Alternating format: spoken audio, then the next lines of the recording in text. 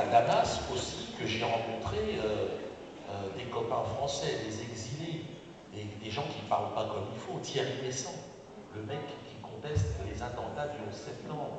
Lui, il n'y a jamais cru au 11 septembre. Le 13 septembre, il finissait son bouquin. Donc, l'effroyable imposture. Alors lui, c'est vrai que, attention messieurs dames, oh, j'ai jamais vu ça. Je l'ai rencontré à Damas, dans un resto branché. Il était avec son pote Serge, tu sais, il dansait. Ah, salut Diodo, salut, ça va? Quoi? Une seconde Serge, je parle avec Diodo. Quoi? Ah ben je continuerai à lire. Il n'y a jamais eu d'avion dans le Pentagone. Pas plus que dans la tour numéro 7 du World Trade Center, machin. 40 étages qui s'effondrent le même jour. Ah, le vent, les oiseaux, je ne sais pas. Quoi? L'implication d'Israël dans les attentats du 11 septembre?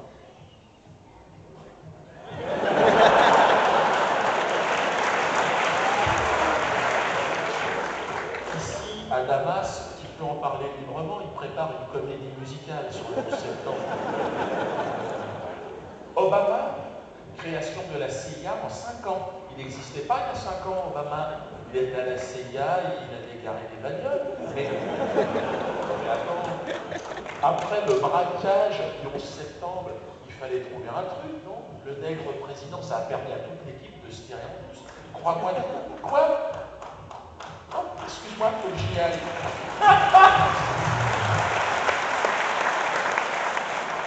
C'est à Damas que j'ai rencontré des cadres du Hezbollah. Là, pas de musique techno. Tu gardes ça pour chez toi. Le Hezbollah, on n'a malheureusement pas le droit d'en parler parce que c'est une organisation classée terroriste. Donc là, en plus, il y a la visite de Madame Clinton, je ne peux pas en parler.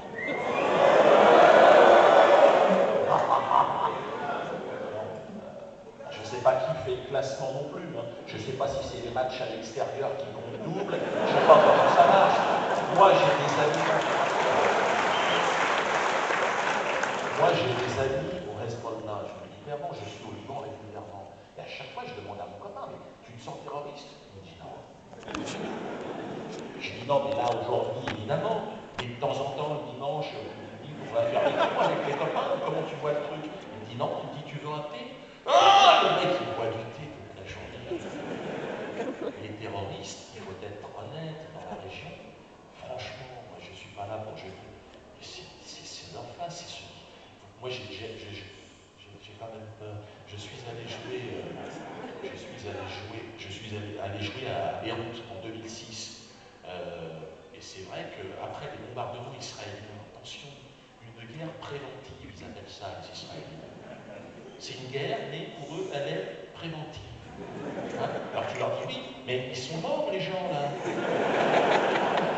Oui, je sais, mais de manière préventive.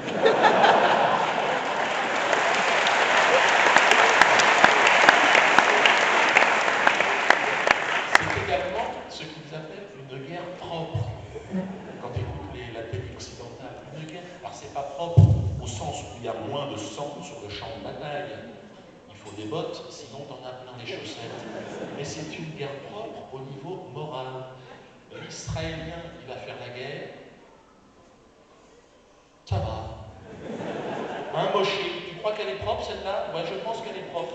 Et elle est très propre cette guerre quand tu es dans l'aviation israélienne.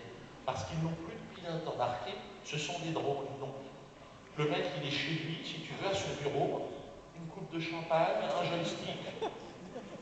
Une seconde, Rachel, je suis au-dessus de Gaza, chérie, là. Je suis en train de travailler, hein? Ramène-moi des pistaches.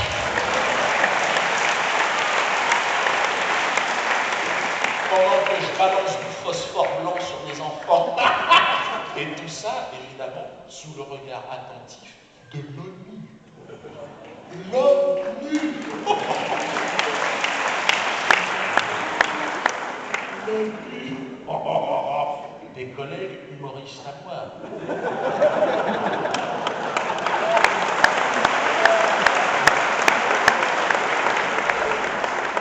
À chaque fois qu'Israël est impliqué dans un massacre, je ne loupe pas une intervention